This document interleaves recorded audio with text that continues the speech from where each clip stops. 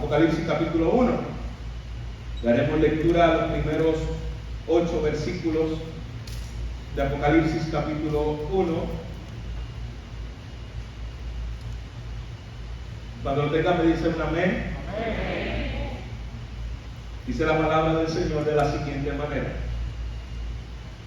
la revelación de Jesucristo que Dios le dio para manifestar a sus siervos las cosas que deben suceder pronto, y la declaró enviándola por medio de su ángel a su siervo Juan, que ha dado testimonio de la palabra de Dios y del testimonio de Jesucristo y de todas las cosas que ha visto. Bienaventurado el que lee y el que oye las palabras de esta profecía y guarda las cosas escritas, porque el tiempo está cerca.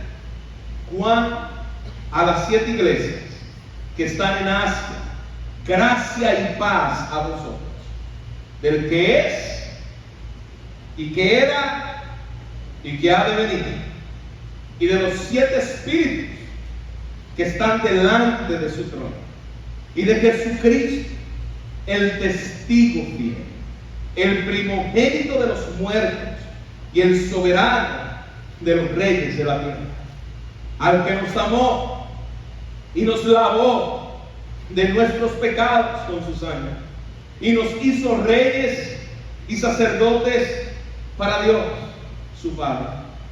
A Él sea la gloria, imperio por los siglos de los siglos. Amén.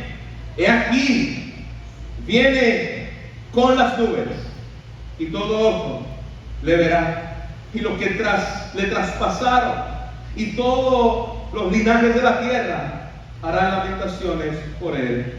Sí, amén. Yo soy el alfa y la omega, principio y fin, dice el Señor, el que es, y que era, y que ha de venir, el Todopoderoso. Padre, gracias por tu palabra. Podemos acercarnos en confianza a la Escritura, sabiendo, Señor, que ya tiene todo lo que necesitamos escuchar, que toda ella es inspirada por ti, y que todo, Señor, lo que tu pueblo en esta mañana necesita será suplido por tu palabra. Confiamos en el poder de ella y cómo tu Espíritu Santo la aplica a nuestras vidas. Dependemos de tu Espíritu y rogamos que tu Espíritu sea quien traiga, Señor, la revelación de Jesucristo a través del libro de Apocalipsis a nuestros corazones. Te lo pedimos en tu Hijo. Amén. Amén. Amén. ¿Puede sentarse, iglesia? Comenzamos una nueva serie, el libro de Apocalipsis, en el cual estaremos estudiando toda la carta de Apocalipsis por los próximos, no sé, probablemente 6 meses, tal vez unos 24, 25 predicaciones acerca de este libro. Y quiero preguntar, ¿cuántos de los que estamos aquí ha estudiado Apocalipsis completo? ¿Se ha leído el libro de Apocalipsis completo en su totalidad? Levante su mano. Hay algunas manos levantadas, así que bueno, ya que el libro de Apocalipsis muchas veces se lee, y se lee los primeros 3 capítulos, tal vez hasta el 4, y ya después de ahí no queremos meterle mano porque no entendemos lo que está diciendo el libro de Apocalipsis. El libro de Apocalipsis, la palabra Apocalipsis significa revelación. Así que el libro de Apocalipsis no está escrito para que nosotros tengamos confusión. El libro de Apocalipsis está escrito para que nosotros tengamos revelación. La palabra en el original griego para Apocalipsis significa quitar el velo, quitar la cubierta. Eso es lo que significa en el original. El lenguaje de inglés lo dice de una forma más específica a la traducción de lo que es este libro. Revelación, el libro de revelaciones. Porque precisamente eso es lo que estamos viendo en esta carta. La revelación de la persona de nuestro Señor Jesucristo. ¿Y por qué tomar Apocalipsis, pastor? ¿Por qué hablar de este tema? Bueno, porque varios de ustedes se han acercado y me han dicho la necesidad de poder estudiar este libro, ya que hemos pasado, como dicen por ahí en la jerga puertorriqueña, las de Caín. Como iglesia hemos estado atravesando, y como pueblo en Puerto Rico, en los pasados 3 años, por circunstancias como huracanes, hemos pasado terremotos, hemos pasado una pandemia, pero no hemos pasado, estamos en medio de ella todavía, ya que hay un rebrote de todos estos casos, enfermedades. Ahora apareció la viruela del mono, tuvimos por un tiempo la porcina. Esto parece un zoológico, ¿no? Tenemos monos, cerdos, gallinas, de todas las locuras que están saliendo en el tiempo presente, y estamos, para colmo de males, en tiempos de guerra. Acaba de estallar un conflicto entre Rusia y Ucrania, y ante todas estas circunstancias, crisis moral, crisis política, crisis religiosa, asesinatos por todos lados, hermano, el mundo está en caos. Y ante todos estos acontecimientos que estamos enfrentando, las personas están haciendo una mogolla interpretativa. ¿No sabe lo que es eso? Una mogolla, por ir pasado una mogolla. Un reguerete descochado de distintas interpretaciones acerca de lo que está sucediendo a la luz de Apocalipsis. Tomamos una noticia, una guerra, porque en Apocalipsis dice.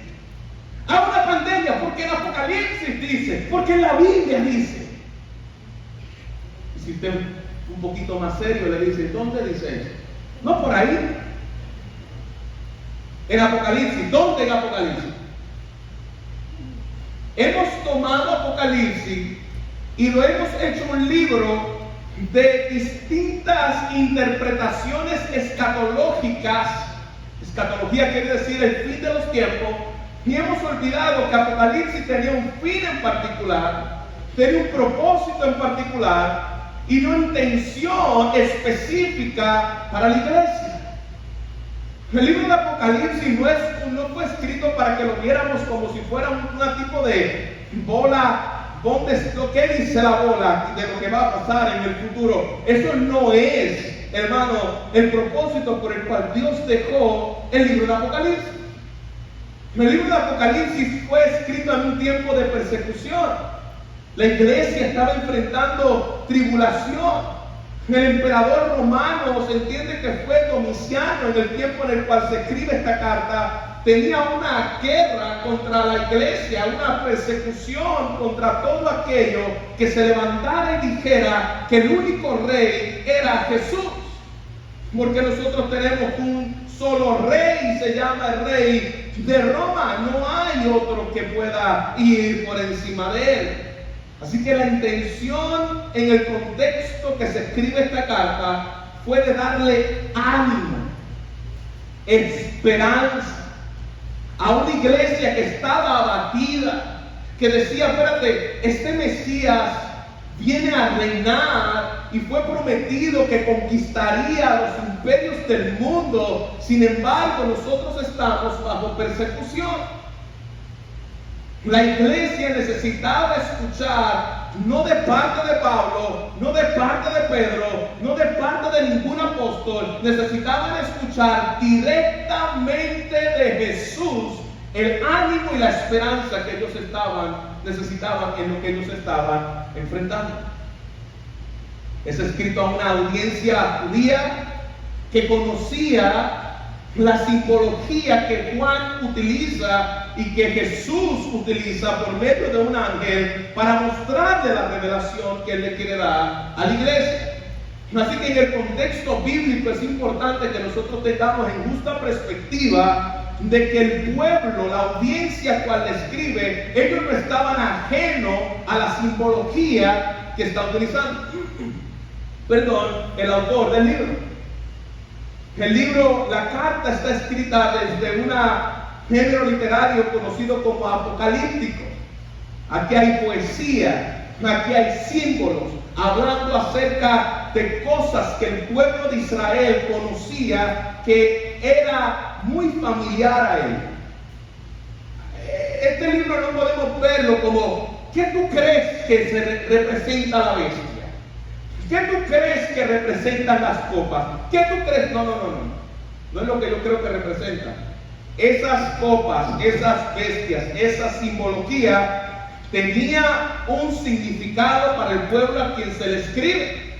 Ellos lo conocían. Por ejemplo, si ustedes son fanáticos de Marvel, usted ve un escudo con una estrella en medio y usted sabe que eso representa ¿qué? Capitán América. Si usted ve simplemente un martillo viniendo, tú sabes, el martillo que representa. Si usted ve simplemente un disfraz con metal y algo radiante en el medio que representa Iron Man. Muy bien, aquí están los martelistas tremendos. Hay una representación simplemente con una imagen que la audiencia que está familiarizada con esos símbolos conoce. De la misma manera ocurre cuando se escribe el libro de Apocalipsis. El pueblo judío estaba muy familiarizado con todos los símbolos que están aquí representados. Símbolos que salen del libro de Génesis, salen del libro de Daniel, salen del libro de Zacarías, salen del libro de Ezequiel, salen del libro de Isaías. Toda esta simbología no es inventada por el apóstol Juan, que de paso es el autor de esta carta. Ellos sabían a lo que estaban exponiéndose cuando se leía la carta. Juan tomó la revelación dada en el Antiguo Testamento como un profeta de Dios para traer al pueblo judío en su lengua, en su conocimiento, en sus símbolos, lo que ellos necesitaban escuchar. Impresionante, iglesia, la cantidad de referencias, de citas que tiene el libro de Apocalipsis. Hay aproximadamente 500 referencias del Antiguo Testamento. Ningún otro libro de la Biblia tiene tantas referencias como lo tiene el libro de Apocalipsis. 500 referencias del Antiguo Testamento. De ahí precisamente de donde vienen los símbolos utilizados en la carta de Apocalipsis. Perdón, ahora bien, habiendo dicho esto, habiendo expresado la introducción, el contexto, dónde estamos, quiero que vayamos a Apocalipsis versículo 1. Y desde el saque, el autor de la carta, que primero es Cristo, segundo Juan, el Espíritu Santo, introduce la carta diciendo la revelación de Jesucristo. ¿De qué trata Apocalipsis? La revelación de Jesucristo. Y esto puede significar dos cosas. La revelación que Jesucristo va a dar de los acontecimientos y de su persona. O dos, de la revelación de la persona misma de Jesucristo. Él se está revelando a su iglesia en medio de tiempos de persecución, en medio de tiempos de agonía y de sufrimiento, así como Dios lo hizo con Job, donde él dijo, ahora mis ojos te ven. Él no le dijo por qué estaban sufriendo, para qué iban a sufrir. Él simplemente se reveló a sí mismo. De la misma forma sucede en Apocalipsis. Él no le dice a la iglesia por qué están sufriendo necesariamente y por qué tienen que ser ellos, pero él se revela a sí mismo, que Dios dio a conocer para mostrar a sus siervos las cosas que han de suceder pronto, y la dio a conocer enviándola por medio de su ángel a su siervo Juan. Interesante. A diferencia de todas las demás cartas, Pablo escribe una carta, la envía a una iglesia. Pedro escribe una carta, la envía a una iglesia. Cuando Dios escribe a las iglesias, Jesucristo no envía a nadie. Jesús, dice la palabra, que Dios le dio. Es Jesús por el cual viene directamente el mensaje a las iglesias. Él es quien lo escribe. Ahora bien, dice la Escritura que Él comisiona a un ángel para que guíe a Juan en esta revelación y le muestre por medio de las visiones la revelación de Jesús. Eso no es algo nuevo, ya que lo podemos ver en Daniel. Cuando Dios daba una revelación, había un ángel que daba la revelación. Cuando Dios trajo la revelación del Mesías que había de venir, había un ángel que anunció la revelación. Recuerden que la palabra ángel significa mensajeros de Dios. Aquí Jesús está comisionando a un ángel para darle la revelación de las cosas y las visiones que estaría viendo Juan.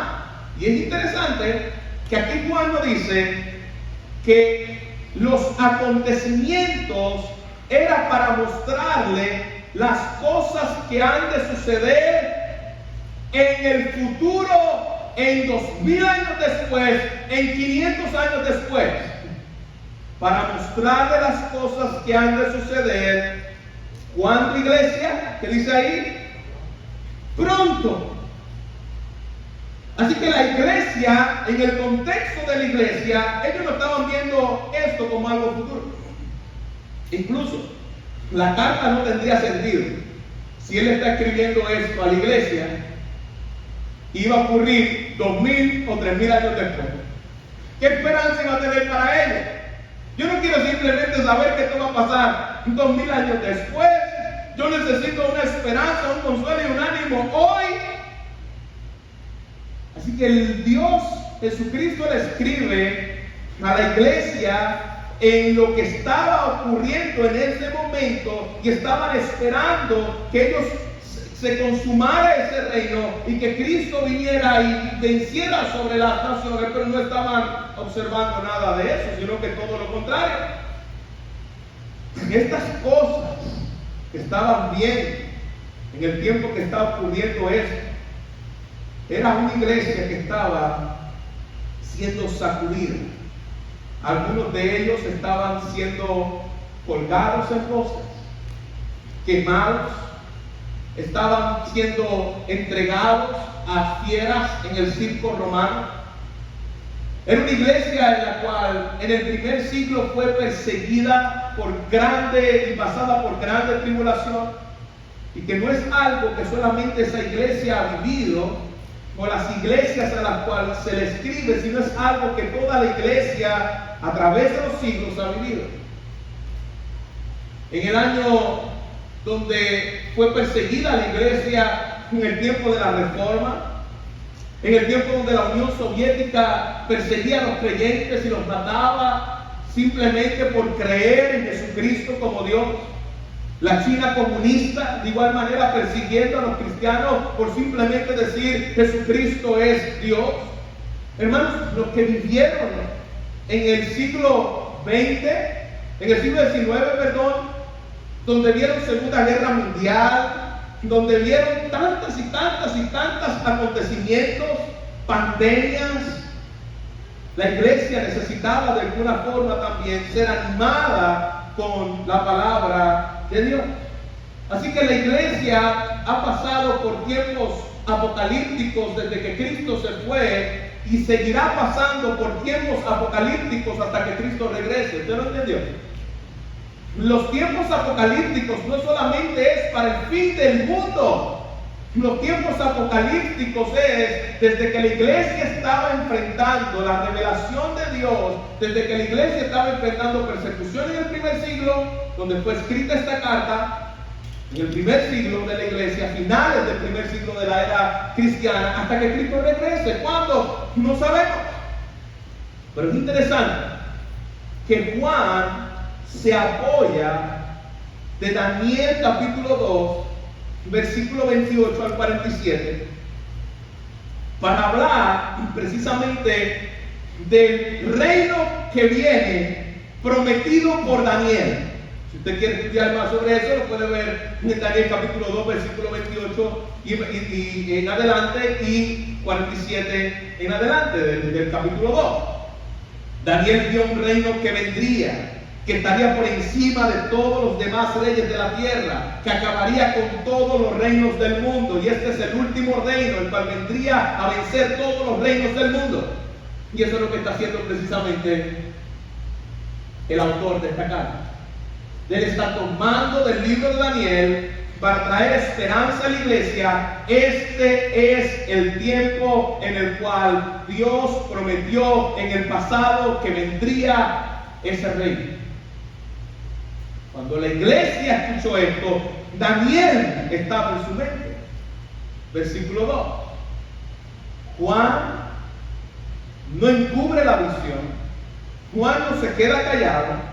Aquí le fue dada la responsabilidad de ser testimonio de lo que había visto. Dice la Escritura que dio testimonio de la palabra de Dios y del testimonio de Cristo y de todas las cosas que él vio. Él no fue un cobarde. Esto le pudo haber costado la vida, pero él habló del testimonio de Cristo. Y lo habló con la certeza de que son bienaventurados los que leen y oyen las palabras de esta profecía, y que guardan las cosas que están escritas en ella, porque otra vez, utilizando el libro de Daniel, el tiempo está cerca. De la misma forma que el profeta Daniel hablaba de ese reinado, está hablando aquí el autor. El que lee, y mira lo que utiliza, no solamente lee y oye, igual. Importante que para el tiempo en el que se escribe esta carta, muchos de los cristianos no sabían leer. Por lo tanto, se leía el libro de un solo, hermano. Hoy estamos tocando 8 versículos. Se leía el libro completo y las personas oían. Así que él está diciendo: bienaventurados los que leen, aquellos que leían la carta a la iglesia, porque había muchos que no sabían leer, y bienaventurados los que oyen, los que estaban escuchando lo que se le estaba leyendo a la iglesia, y les llama bienaventurados, porque las cosas que han de suceder es algo que está cerca, han de cumplirse de forma inmediata. No son cosas que se iban a cumplir 500 años o 1000 años o 3000 años. Es algo que estaba cerca. Los que oyen las palabras de esta profecía y guardan las cosas escritas en ellas son bendecidos. Eso es lo que significa la palabra bienaventurado. Bendecir los creyentes que leen, estudian el libro de Apocalipsis con el propósito de poder ser confortados, animados y esperanzados en aquella revelación de la persona de Cristo, en medio de la tragedia, en medio del sufrimiento, en medio del dominio satánico. La iglesia es bendecida porque tiene la carta escrita y dada por Jesús. Bienaventurados los que leen. ¿Se da cuenta? Si esto hubiese sido escrito simplemente para ser leído o cumplido 2000 años después, ¿por qué está diciendo bienaventurados los que leen? Porque ellos estaban leyendo, ellos estaban escuchando y ellos necesitaban poner en práctica las palabras de esta profecía. No como algo futuro, era como algo inmediato. Las palabras de esta ¿qué? ¿De esta qué iglesia? Profecía. Las palabras de esta profecía. ¿Por qué hago el énfasis, hermano? Porque Apocalipsis es una profecía.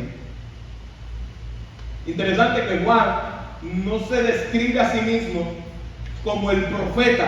Juan estaba haciendo una función profética como lo hacía un profeta del Antiguo Testamento. Él estaba dando una profecía a la iglesia. de las cosas que habían de suceder pronto. ¿Ok? Importante que lo entendamos y que lo tengamos claro. El apóstol Juan le está hablando a la iglesia como un profeta. Por lo tanto, él va a utilizar profecía a través de un lenguaje, valga la redundancia, profético. ¿Por qué? Porque está hablando los que guardan las palabras de esta profecía. ¿Ok? Y se dirige. Interesante que después de decir que guarda las palabras de esta profecía, entendiendo que estamos delante de un género profético y apocalíptico, él dice y se dirige a las 7 iglesias. La selección del número 7 en la Biblia tiene un significado de plenitud. Por ejemplo, los días de la creación, donde Dios crea todas las cosas, ¿cuántos fueron? 7 días. Por lo tanto, el libro de Apocalipsis utiliza el número 7 como parte de lo total y viene siendo utilizado ese símbolo por los 7 días de la creación. Originalmente de ahí es donde deriva la plenitud.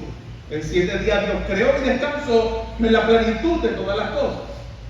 Ahora, Juan como profeta está utilizando los números, en particular el número 7 es el número favorito del autor del libro de Apocalipsis, para hablar acerca de la iglesia. No es accidental que esté el 7 ahí. El 7 era utilizado, por ejemplo, cuando se hacía la aspersión en el lugar santísimo para la expiación de los pecados. ¿Cuántas veces lo esparcían? 7 veces. ¿Por qué? Porque era el número total, el número completo, el número pleno. Cuando el pueblo tenía que limpiarse, tenía que estar 7 días fuera. Número de plenitud. Cuando Dios instituyó las fiestas en el pueblo judío, ¿cuántas fiestas para celebrar la grandeza de Dios y lo que representaban esas fiestas? Eran 7 fiestas. Cuando Dios le mandó a dar vuelta a Jericó, ¿recuerda? Para poder conquistar, ¿cuántas vueltas dieron? 7 vueltas. Es un número total, es un número de plenitud. Ahora, luego de entender esto, Juan le dice a la iglesia que le escribe a las 7 iglesias. En aquella referencia está hablando de 7 iglesias que había en el Asia Menor. Pero entendiendo lo que significa el número 7, de lo que es la plenitud, podemos decir que cuando Juan está escribiendo, no le está escribiendo simplemente a esas 7 iglesias de Asia Menor. Lo que estaba en la mente de Juan y en la inspiración del Espíritu Santo, esas 7 iglesias es la totalidad de la iglesia de Dios en todas las eras. 7 iglesias. ¿Por qué lo podemos entender claramente y no como una simple interpretación humana? Bueno, porque ahí sigue diciendo, y los 7 espíritus de Dios. Los 7 espíritus de Dios, está hablando del Espíritu Santo, la plenitud de Dios. No es que Dios tenga 7 espíritus, la plenitud del Espíritu Santo. El número 7 es utilizado como plenitud en toda la carta de Apocalipsis. Habían 7 sellos, habían 7 copas, había 7 candeleros, hay 7 iglesias, los 7 espíritus de Dios, las 7 trompetas. ¿Se da cuenta? Las trompetas se está hablando acerca de la plenitud de los juicios, y eso lo haremos más adelante. Pero quiero que puedan ver, el número 7 está hablando de la plenitud o la totalidad de algo, que aunque esto fue escrito para 7 iglesias en Asia, esas 7 iglesias tienen una aplicación a todo el pueblo de Dios, a toda la iglesia, a través de las épocas. Todo el cuerpo de Cristo, en todas las épocas de la historia, puede ser bendecida con esta revelación de su Señor. Y les da el típico saludo, aunque es una profecía, Apocalipsis es una carta. Y le da el típico saludo de una carta o una epístola. Gracia y paz para ti. Y si hay algo que esta iglesia necesitaba escuchar, era precisamente esas dos palabras: gracia y paz. Gracia para poder enfrentar la tribulación. Necesitaban la gracia para mantenerse firme, la gracia para seguir creyendo, la gracia para seguir mirando a Cristo, la gracia para continuar en su fe. Pero no solamente necesitaban la gracia, necesitaban la paz de Dios. La paz de Dios que viene como un entendimiento de que Dios está en control absoluto y es soberano. A través de todo lo que está sucediendo, Él está en control. La iglesia necesitaba escuchar y necesita escuchar: Dios es el que nos dio la gracia para permanecer en Él, para que nos bastemos de ella, para que sea suficiente para nosotros, para perseverar hasta el final, y nos ha dado la paz sabiendo que nuestro Dios gobierna, Él es rey. El mundo está desesperado, hermanos. El mundo está en un caos. Usted lo ve, hermano, en el tiempo de la pandemia, el tiempo de lo que estamos viviendo, como gente ya no llega a la iglesia porque tiene miedo. Lo que ha hecho Dios es sacudir el árbol para que veamos realmente dónde estamos. Hay gente atemorizada, gente que no quiere salir de su hogar, gente que está perdiendo a través de la caída en la bolsa de valores y en la quiebra en la que estamos viendo y la inflación. Hay gente suicidándose. Ellos no tienen gracia, ellos no tienen la paz de Dios, ellos se están volviendo locos. El mundo está patas arriba y se está volviendo loco, pero la iglesia tiene la gracia y la paz de Dios. Él gobierna, Él es soberano sobre enfermedades, Él es soberano sobre guerra, de enfermedad, sobre tragedia. Nuestro Dios gobierna. Eso es lo que quiere que Jesucristo que nosotros entendamos. Él gobierna. Podemos tener paz porque Él, dice la palabra, es el que es el que era y es el que habrá de venir. ¿Tú sabes de dónde saca eso, Juan? Éxodo capítulo 3, versículo 1. Él es el que es, Él es el que era, Él es el que ha de venir. Isaías 41, versículo 43 y versículo 48. Él es el que es, Él es el que era, Él es el que ha de venir. Él está utilizando estos versículos del Antiguo Testamento para decirle a la iglesia: tengan paz, Él gobierna la historia de las naciones. El mundo está en su soberano control. Él es el que gobierna. Y el saludo de Juan proviene de Jesucristo, el testigo fiel. Esto no es mío, esto viene del Señor. Él es el testigo fiel, el que permaneció fiel, el que fue a la cruz, el que resucitó y el que está a la diestra del Padre. Él es fiel. Él es el primogénito de los muertos y gobernante de los reyes de la tierra, primogénitos de los muertos. ¿Por qué? Porque fue aquel que resucitó y trajo a resurrección, a nueva creación, el pueblo de Dios.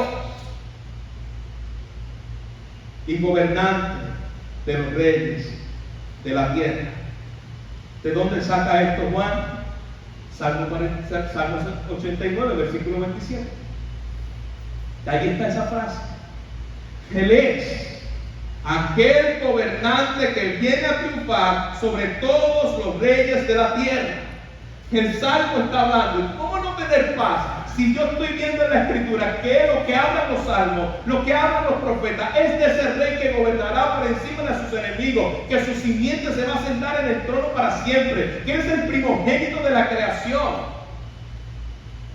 ¿Qué quiere decir primogénito de la creación? Aquel que inauguró la nueva creación y aquel que por medio de su palabra fueron creadas todas las cosas. El primero en crear, primogénito de la creación, el que creó todas las cosas, quien inauguró todas las cosas, fue nuestro Señor Jesucristo. Por medio de Él, todo lo creado fue creado. Y como resultado, después de Juan decir esto, como resultado de esta gloriosa verdad del Salmo 89, Juan estalla en una doxología. Juan estalla en adoración. Al ver que él era el cumplimiento de esta verdad, adora a Dios. Dice, aquel que nos ama, aquel que nos libertó de nuestros pecados por su sangre. Y continúa en el versículo 6. Hizo de nosotros un reino. ¿De dónde saca esto Juan? Daniel capítulo 2, Salmo 89. Hizo de nosotros un reino de sacerdotes para Dios y Padre. A Él sea la gloria, a Él sea el dominio por los siglos de los siglos. Amén. Juan se identifica con la realeza. Y él dice, ese rey que había de venir, ese rey que había de conquistar, él ha venido. Mi identidad está en Cristo. Cuando Cristo murió, yo morí. Cuando Cristo resucitó, yo resucité. Cuando Cristo fue ascendido a la diestra del Padre a reinar, yo estoy reinando con Cristo, es lo que está diciendo Juan. Estamos unidos a Él, somos sacerdotes de Él. Éxodo capítulo 19, versículo 6, dice la Escritura, seréis para mí un reino de sacerdotes y una nación santa. Eso se supone que hubiese sido Israel. Israel falló. Israel fue desobediente. Israel se rebeló contra la verdad de Dios, pero lo que Israel no pudo hacer, Cristo lo pudo hacer. Cristo es nuestro sumo sacerdote y los que estamos unidos a Cristo, dice la palabra, que somos sacerdotes para Él. Ejercemos un papel de sacerdote porque estamos unidos a Cristo. Hoy podemos acercarnos cuando en el antiguo pacto los únicos que se podían acercar y entrar a interceder por el pueblo era el sumo sacerdote. En un tiempo específico, pero dice la Escritura que hoy podemos acercarnos y acercarnos confiadamente al trono de la gracia. ¿Por qué? Porque nos ha hecho un reino de sacerdotes. La iglesia es un reino de sacerdotes que se puede acercar confiadamente al trono de la gracia de Dios, porque le fue dado todo dominio en el cielo, en la tierra y debajo de la tierra.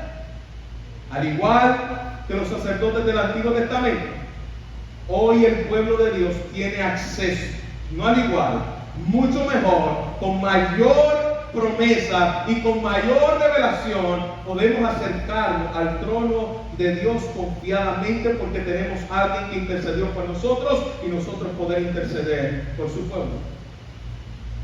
No solamente el reino de sacerdotes, sino también de reyes. Los creyentes están reinando con Cristo hasta que esa consumación de ese reino por la eternidad se consuma, valga la redundancia. Los creyentes están esparciendo el reino de Dios al mundo. Cuando un creyente está en su trabajo, allí debe estar implementando el reino de Dios. Cuando un creyente va a lugares donde el pueblo de Dios todavía no, donde el pueblo no conoce el testimonio de Cristo, allí está llegando el reino de Dios. Vosotros sois la sal, vosotros sois la luz del mundo. Un reino de sacerdotes que reinamos con Cristo hasta que Él regrese, donde estemos en su reino eterno. Y aquí, versículo 7, viene con las nubes, y todo ojo le verá, y aún los que le traspasaron, todas las tribus de las tierras harán lamentaciones por él. Otra vez, ¿qué está haciendo Daniel aquí? Daniel capítulo 7, versículo 13. Es lo que está usando Juan. Esto que está aquí está en Daniel capítulo 7, versículo 13, donde le estaba diciendo que vendría la nube y todo ojo obviamente lo que le añade aquí, que no tiene Daniel capítulo 7 versículo 13, es todo ojo le verá. Porque Daniel estaba hablando de ese reino que iba a ser consumado y que iba a venir, que era el cumplimiento de la entronación a la diestra del Padre de Cristo, de ese rey, que también lo podemos ver en Zacarías capítulo 12, versículo 10. Pero no solamente se iba a cumplir en Israel, como menciona Zacarías capítulo 12, versículo 10, sino que se iba a cumplir en todas las naciones de la tierra. Todo ojo le verá, todas las naciones de la tierra que han creído en Cristo verán al Mesías. Yo sé que muchas veces leemos este versículo como, ¿cómo va a ser eso? ¿Cómo que todos lo van a ver? Y algunos inventan unas interpretaciones. Pues mira, así como los satélites que llegan a todas partes del mundo, así como las televisiones, así como, tranquilo, así como la luna, así como el sol, que tú estás en China y la puedes ver. Eso no es lo que está diciendo el texto. El texto está diciendo que todos los que han creído en su nombre un día verán al Mesías. De toda lengua, de toda tribu, de toda nación. Un día lo van a ver. Lo van a ver cara a cara. Y esa simbología de viniendo en las nubes, aunque nosotros creemos en la segunda venida de Cristo, pero aquí el Señor está viniendo sobre su iglesia en bendición y en juicio. Y es bienaventurado aquel que pueda recibir la bendición de la entronación de Cristo y el juicio de la entronación de Cristo, que viene sobre la iglesia y sobre el mundo en juicio, pero también viene sobre la iglesia y sobre el mundo, sobre la iglesia en particular en bendición. Importante de dónde Juan saca eso. Cristo ha estado viniendo sobre la iglesia en corrección, en juicio, en bendición, pero vendrá por segunda vez de manera plena y de manera final. Bienaventurados los que han creído, bienaventurados los que verán un día cara a cara a nuestro Señor. ¿Y quiénes serán aquellos que lo traspasaron, que habrá dolor? Tanto el pueblo gentil, o el pueblo judío, o el pueblo que no ha creído en Cristo Jesús. Aquí en Zacarías se está hablando precisamente del pueblo judío, pero sabemos que esto es una aplicación general. Aquellos que un día rechazaron al Mesías se lamentarán. Habrá lamentación, allí será el lloro, allí será el crujir de dientes. Y mira cómo termina estos gloriosos versículos. Yo soy el alfa, yo soy la omega. La primera y última letra del alfabeto griego. Yo soy el alfa, yo soy la omega. Aquel que es, que era y que ha de venir.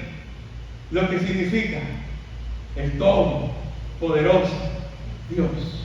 Miren qué poderoso, hermano. Mira cómo termina este versículo diciendo Jesús de sí mismo. El todopoderoso Dios. Jesucristo es Dios. Yo soy el todopoderoso Dios. El que es, el que era, el que ha de venir, el que gobierna de principio a fin, el que inició la historia, el que consumará la historia. Eso es lo que quiere que la iglesia pueda entender. Yo soy el que estoy en total y absoluto control de la historia.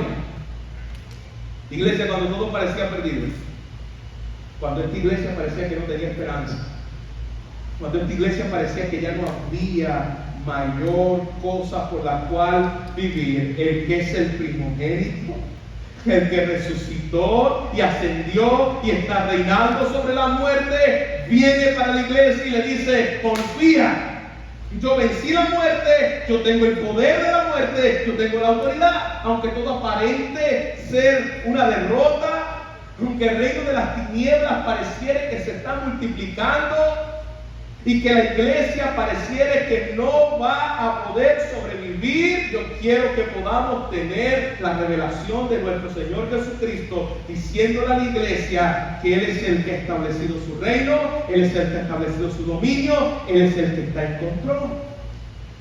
El mundo se va a seguir volviendo loco. El mundo, hermano, la gente, hoy en día, los medios, los espiritistas, los chancolos, yamayá, la basura de todo lo que vemos en el mundo donde quiere saber el futuro, por ahí están, hermanos, repartiendo cartas, cada vez hay más, porque el mundo está buscando qué va a pasar en el futuro. Ellos están desesperados, no tienen esperanza. Están buscando, leyendo cartas, leyendo horóscopos. Lo peor que algunos que se llaman cristianos lo hacen también. ¿Qué tú eres? Capricornio, Génesis. Yo no sé si es Génesis o Génesis, no sé. Mira, algunos de ustedes se lo saben. ¿Saben más el horóscopo que la Biblia? Lo cogí. Claro que lo cogí. Hermano, eso déjeselo a los que no tienen un Dios que controla la historia. Eso déjeselo a aquellos que están sin esperanza porque no conocen la Biblia. Tú y yo tenemos a un Señor Jesucristo que tiene el título de propiedad del universo, que sostiene el mundo con sus manos, que le tiene toda autoridad en el mundo, sobre nosotros, sobre lo que nos rodea, sobre lo que está arriba, sobre lo que está abajo. Él ha sostenido el mundo, que Él lo sostendrá. El destino está en las manos de un Dios soberano. Nadie puede detener el reloj de la historia, hermano. Nada. Deje a los conspiracionistas por ahí hablar. Está existiendo esta pandemia porque quieren. Yo no sé si esto es verdad o no. Diciendo lo que escucho por ahí. Quieren reducir a la sociedad, a la población. Y esto es trama de Bill Gates. Hermanos, nada ni nadie puede detener el curso de la historia. Ni un adinerado, ni alguien que tenga riquezas y propiedades en este mundo. Nadie lo puede hacer. Porque el que gobierna sobre la historia se llama el que es, el que era y el que ha de venir. Las personas que obedezcan estas palabras, las personas que escuchen estas palabras, dice la palabra que serán benditas. Son bendecidos en el Señor. No es suficiente simplemente escuchar la palabra. Aquí dice y las pongan por obra, las pongan en práctica. ¿Y cómo las pueden poner en práctica? Como vemos en el versículo 2. Juan fue un testigo fiel de la revelación que había recibido de parte de Jesús. Y Juan, como testigo fiel, habló la palabra que Dios le había dado. No fue cobarde, él dio testimonio a la iglesia y al mundo de lo que Dios había dicho. Iglesia, tú y yo estamos en tiempo donde no podemos ser cobardes. Juan fue fiel al testimonio de Cristo. Él habló la palabra, no importando lo que pudiera suceder. Por eso Juan recibe de parte de Jesús que Él es el testigo fiel, el que dio testimonio decisivo de parte de Dios.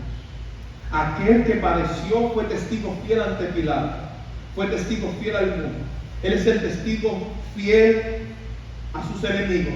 Él es el testigo fiel a la muerte. Él es el testigo fiel al trono del Padre. Los creyentes, iglesia, pueden depender de las promesas de Dios, porque Cristo sufrió y fue fiel, pero resucitó y está viniendo a la iglesia para poner las cosas en orden y le está diciendo a la iglesia: sé fiel. El testigo fiel es Cristo. Iglesia, seamos fieles como Él fue fiel. Y la palabra nos llega como un estímulo, iglesia, en medio de las pruebas, en medio de los problemas, persecuciones personales, como iglesia, asegurándonos de que es Dios quien tiene el plan más extenso de lo que yo pueda conocer. Dios es quien está trazando la historia y su pueblo, que es constituido un reino de sacerdotes, tiene un propósito en el tiempo en que Dios nos mandó a vivir. Lo tuvo en el tiempo de la iglesia primitiva, cuando escucha y lee esta carta, y lo tiene en un tiempo de la iglesia presente, cuando escucha y lee esta carta, y nos está diciendo y nos está asegurando: yo estoy contigo en medio de tus problemas. La iglesia no está sola. La iglesia tiene el testigo fiel para ser testigos fieles. El Señor es el del pasado, el Señor es del presente y el Señor es el que está por venir. Dios es el que cuida, el que ha cuidado la iglesia. Todo pareciera que ya la iglesia iba a dejar de existir en el primer siglo. Y la iglesia ha seguido creciendo como nunca iglesia. Él es el del pasado, Él es el que estuvo con ella en el pasado y Él es el que estará con ella en el presente y Él es el que estará con ella en el futuro. En nuestros momentos de quebrantamiento, si esto no te da esperanza, si esto no te da ánimo, yo quiero que tú escuches, y termino con esto, las palabras de nuestro Dios. Cuando en medio del sufrimiento ningún concepto teológico te puede ayudar, cuando en medio del sufrimiento ningún argumento puede quitar tu tristeza, yo quiero recordarte lo que dice el versículo 5. Al que nos amó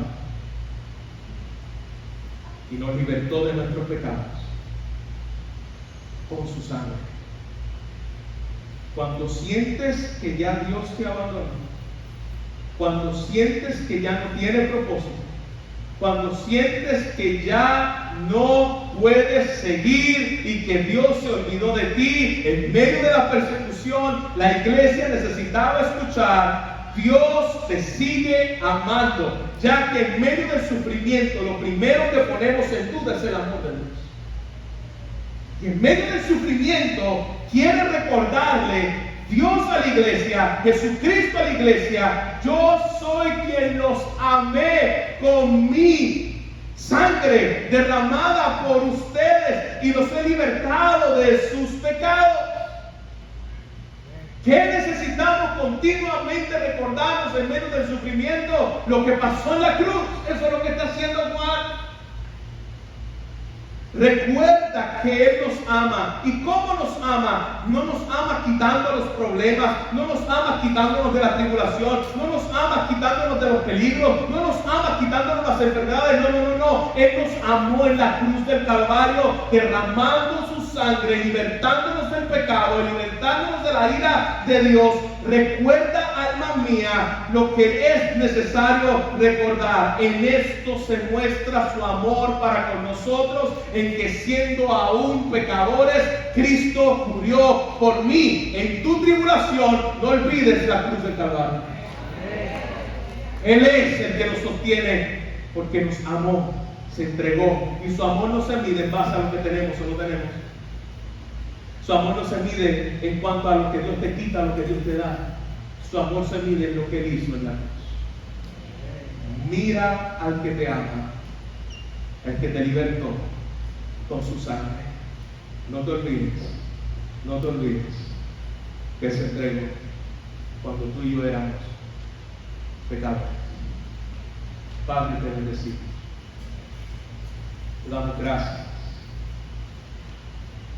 Gracias por tu obra perfecta. Gracias por amarnos en Cristo.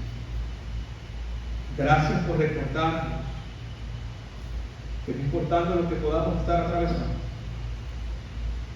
nuestro Señor está en su trono y nuestro Señor está viniendo sobre la iglesia para traer esperanza, para traer ánimo y, como veremos la semana que viene, para traer corrección. Pero tenemos que escuchar tu revelación. Tenemos que escuchar quién tú eres, lo que tú has hecho, para poder, Señor, permanecer fieles en medio de nuestra tribulación. Padre, ayúdanos a ver esta hermosa carta a la luz de lo que tu Espíritu Santo le inspira, para traer revelación a tu iglesia. Ánimo, fortaleza y esperanza. Perdónanos las veces que hemos dudado de tu amor. Perdónanos las veces cuando medimos tu amor por las cosas que nos das. Perdónanos las veces cuando a veces estamos enfermos y comenzamos a decir: Dios, te olvidaste de mí, no me amas. Porque medimos tu amor en base a cómo nos sentimos. Y no medimos tu amor en base a lo que tú hiciste en la cruz. Donde tu Hijo fue colgado en mi lugar.